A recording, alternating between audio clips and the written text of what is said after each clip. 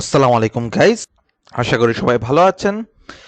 So আজকের টিউটোরিয়ালে আমরা দেখব লিওনার্দো এআই দিয়ে আমরা কিভাবে হ্যালোইনের জন্য টি শার্ট ডিজাইন তৈরি করে ফেলতে পারি। সো আমার লিওনার্দো এআই এর ইমেজ জেনারেট করব আমরা দুইটা। প্রম্পট ম্যাজিক ভার্সন 2 এখানে অন আছে। এখানে আমরা ডকুমেন্টের সাইজ হচ্ছে 1024 বাই 1024 স্কোয়ার সাইজটা রাখছি। দ্যাটস ওয়াই এরকম সুন্দর সুন্দর ডিজাইন কিন্তু আমরা পাচ্ছি। সো এবার এখানে আমাদের ডিজাইন জেনারেট করতে হবে। সো ডিজাইন জেনারেট করার আগে Halloween T shirt design ID আমরা নিয়ে নিচ্ছি আমাদের সোহাগ ভাইয়ের থেকে কিছু। সো এখান থেকে আমি একটু দেখি পামকিন, দেখি 100% that with my first Halloween as a mom, my first Halloween as a mom, এটাও সুন্দর। Show me your boobies, okay. তারপর হচ্ছে এখান থেকে আরো অনেকগুলো আছে, আমি জাস্ট এখান থেকে আরো কিছু আইডিয়া নিয়ে নিই।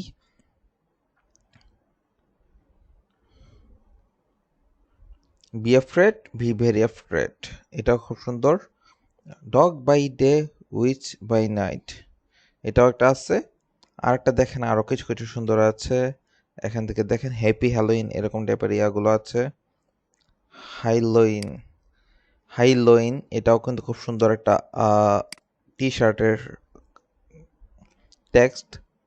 তারপর জাস্ট এখান থেকে দেখি আর কি কি আছে। হ্যালোইন নাইটমেয়ার, এরকম টাইপের আছে। এরপর আরো কিছু দেখি এখান থেকে। এখন আমি এখান থেকে যদি আমি একটু কাজ করি, সি মোড দিয়ে দিই, সি মোড দিয়ে দিলে আমাদের আরো কিছু আইডিয়া চলে আসবে। সো দেখেন হ্যাপি হ্যালোইন, এটাও খুব সুন্দর একটা টি শার্ট ডিজাইন। এখানে দেখেন হ্যালোইন পার্টি, এটাও খুব সুন্দর। কুলেস্ট পাম্পকিন ইন দ্য প্যাচ, এটাও খুব সুন্দর। I am with the which, এটাও খুব সুন্দর, তাই না? সো এখান থেকে আমরা একটা কাজ করব, এখান থেকে আমরা একটু জেনারেট করব। সো একটু দেখি হ্যালোইন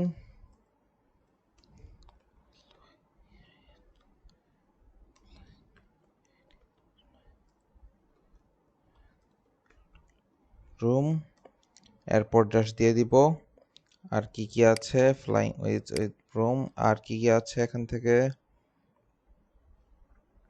জাস্ট একটু দেখি। এখান থেকে এই ডিজাইনটা ফ্লাইং উইচ, আর কি কি থাকতে পারে এখান থেকে, ফ্লাইং উইচ আর পাম্পকিন দিয়ে দিই, বা মন দিয়ে দিই, মন। তারপর জাস্ট দিয়ে দিব T shirt design style, T shirt design style, এটা দিয়ে জাস্ট জেনারেটে ক্লিক করব। সো দেখি কি জেনারেট হয় এখান থেকে। তো যদি জেনারেট ভালো না হয় তাহলে আমরা কিন্তু আবার পুনরায় জেনারেট করে নিব লিওনার্দো এআই দিয়ে, ঠিক আছে?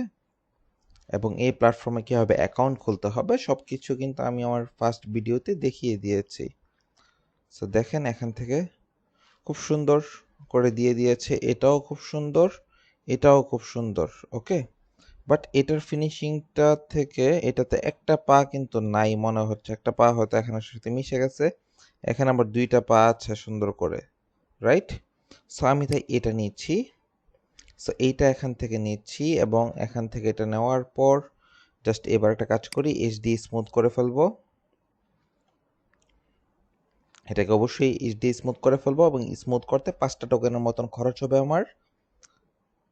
তো এখান থেকে দিয়ে দিব I am with the which, এরকম টাইপের একটা কথা এখানে দিয়ে দিব।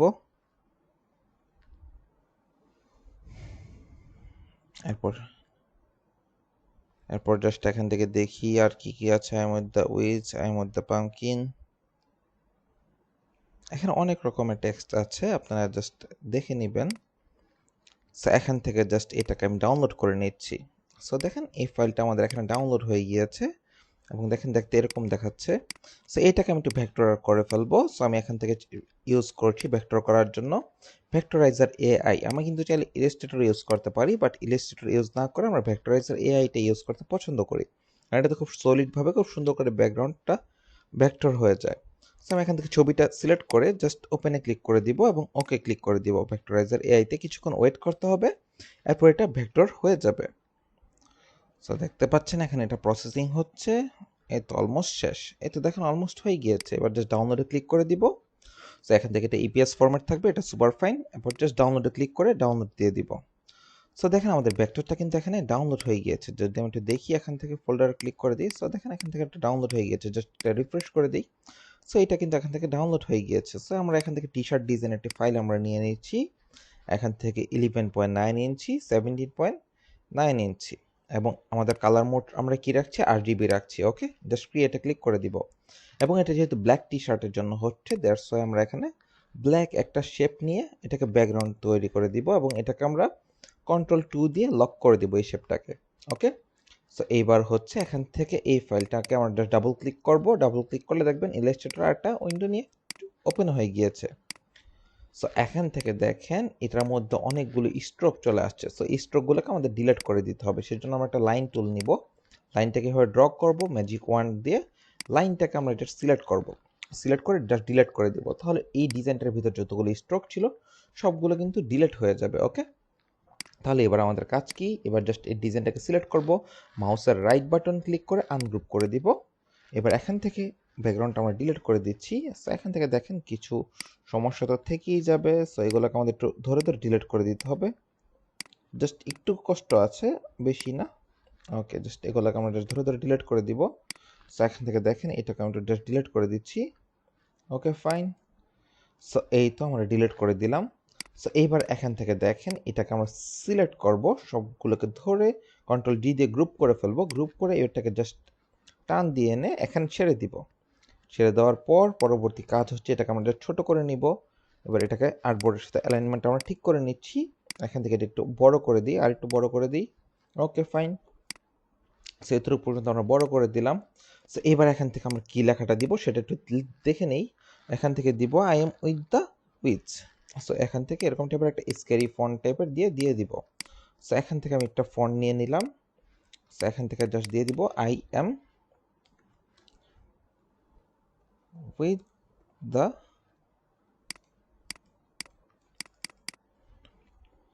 উইচ। ওকে, দেখি এখান থেকে I am the witch. Okay fine. তাহলে এখান থেকে হচ্ছে এবার দুইটাকে আমরা সিলেক্ট করে এখান থেকে ক্যারেক্টারটা অন করে জাস্ট এখান থেকে সবগুলোকে আমরা বড় হাতের কেস করে দিলাম। এবার জাস্ট এটাকে আমরা স্ক্যারি স্ক্যারি পামকিন এটা দিয়ে দিব, এবং এটাকে আমরা স্ক্যারি এটা দিয়ে দিব। এটা দেখতে সুন্দর লাগবে। সো এখান থেকে এই ফন্টটাকে আমরা নিচে নিয়ে আসছি এবং এটাকে আমরা একটু হোয়াইট করে দিই। সো এখান থেকে দেখি ওদের কালার টোনটা কেমন ছিল। সো এখান থেকে এটাকে আমরা একটু হোয়াইট করে দিব। সো এখান থেকে এবার এইটাকে আমার দরকার নেই, এটাকে জাস্ট আমরা ডিলিট করে দিব। সো এইবার এখান থেকে এটাকে আমি একটু জাস্ট মিডল অ্যালাইনমেন্টটা করে নেই। করে নেওয়ার পরবর্তী কাজ হচ্ছে এটাকে জাস্ট এখানে রাখবো। রাখার পর এখানে যে মেক ইনভেলপ এটা আছে এটাতে জাস্ট ক্লিক করব। ক্লিক করার পর জাস্ট এখান থেকে আরকে ক্লিক করব। এটাকে আমরা একটু হরিজন্টাল রেখে এই দিকে এরকম করে দিয়ে দিব। ওকে, সো এটাকে জাস্ট আমি এখান থেকে দেখি একটু নিচে নামিয়ে দিই। এই তো অলমোস্ট পারফেক্ট। জাস্ট আমি আর একটু ছোট করে এখান থেকে একটু বড় করে দিব, অথবা এখান থেকে একটু বড় করে দিই। সরি, এখান থেকে একটু বড় করে দিই এটা এরকমভাবে, বা এখান থেকে এটাকে একটুখানি জাস্ট বড় করে দিই। Okay perfect. Okay, I am with the which. So এটাকে এখান থেকে মিডল অ্যালাইনমেন্টে থাকবে অবশ্যই, এবং এটাকে আমরা আরেকটু এই পাশে নিয়ে আসছি। ওকে, এবার এটাকে ধরে আমি জাস্ট এখান থেকে এক্সপান্ড করে দিব। ওকে ফাইন, হয়ে গিয়েছে। এবার হচ্ছে এখান থেকে উইচ এই লেখাটাকে আমি জাস্ট এখান থেকে নিব, উইচ লেখাটা, এবং এটাকে আমি এখান থেকে এটা সিলেক্ট করে আমি এটা না আর লোয়ার, এবং এটাকে আমি জাস্ট সামান্য করে একটু বড় করে দিব এরকম করে। ওকে, এবং এটাকে একটু এই পাশে এইভাবে টেনে দিব। এবার এটাকে এক্সপান্ড করে আমরা ঠিক করে নিব। ঠিক করে নেওয়ার পর পরবর্তী কাজ হচ্ছে আমাদের এগুলার এখান থেকে ঠিকঠাক আছে। সো এখান থেকে ওইটাও ঠিকঠাক আছে। সো এইটাকে আমাদের জাস্ট কি করতে হবে, এই যে অরেঞ্জ কালারের এগুলোর কালারটা আমি একটু এই অরেঞ্জটা দিয়ে দিব, তাহলে দেখতে সুন্দর লাগবে ব্ল্যাকের মধ্যে। ওকে, ডিজাইনটা ওকে ফাইন, ঠিকঠাক হয়ে গিয়েছে। এবার জাস্ট এখান থেকে যে গাছগুলো ছিল এই গাছগুলো ধরে জাস্ট দেখি এখান থেকে এটা দিলে কেমন হয়। আমি জাস্ট একটা আইডিয়া নিচ্ছি, না দেখতে সুন্দর লাগছে না। সো আমি এখান থেকে এটা এরকম করে রাখি। সো এবং এটাকে দিয়ে আমি এই কালারটা দিয়ে দিব এখান থেকে, ওকে। এবং এটা এখান থেকে মিডল অ্যালাইনমেন্ট থাকবে। সো এইবার এখান থেকে এটাকে আমি একটু নিচে নামিয়ে দিচ্ছি এবং এটাকে অবজেক্ট থেকে পাথ থেকে অফসেট পাথ করে আমি একটু জাস্ট অফসেট পাথ করে নিব এখান থেকে এতটুক। এবার এটাকে কন্ট্রোল এক্স দিয়ে সিলেক্ট থাকা অবস্থায় কেটে ফেলবো। এবার ডিজাইনটাকে সিলেক্ট করব, ট্রান্সপারেন্সি প্যানেল থেকে মেক মাস্ক করে ক্লিপ থেকে টিক মার্কটা তুলে দিব। এবার যে সাদা বক্সটা আছে সাদা বক্সটাতে ক্লিক করে কন্ট্রোল এফ দিয়ে যেটা কন্ট্রোল এক্স দিয়ে কাট করেছিলাম সেটা পেস্ট করে দিলাম। এবার এটাকে আমরা ব্ল্যাক কালার করে দিচ্ছি, ওকে ফাইন। এবার ডিজাইনটাতে ক্লিক করে দিই, এই তো চলে আসছে। এই তো দেখেন এখানে সুন্দর করে হয়ে গিয়েছে। সো এটাকে আমি এবার জাস্ট সুন্দর করে এখানে প্লেস করে দিলাম। সো এবার জাস্ট আরেকটু বড় করে দিই, এই তো আমাদের ডিজাইনটি কিন্তু তৈরি হয়ে গিয়েছে। সো এবার এটাকে আর্টবোর্ডে আমরা মিডল অ্যালাইনমেন্ট করে নিচ্ছি, সব কিছু ঠিকঠাক আছে। সো এই তো দেখেন আমাদের ডিজাইনটি কিন্তু তৈরি হয়ে গিয়েছে, রাইট। সো এভাবে আপনারা এআই এবং ইলাস্ট্রেটর ইউজ করে ডিজাইন তৈরি করে ফেলতে পারবেন আপনার টি শার্ট ব্র্যান্ডের জন্য অথবা প্রিন্ট অন ডিমান্ড ওয়েবসাইটের জন্য। সো এটাকে আপনি যদি সেভ করতে চান জাস্ট কন্ট্রোল শিফট এস দিয়ে সেভ করে নেবেন। আমি জাস্ট নামটা লিখে নিচ্ছি,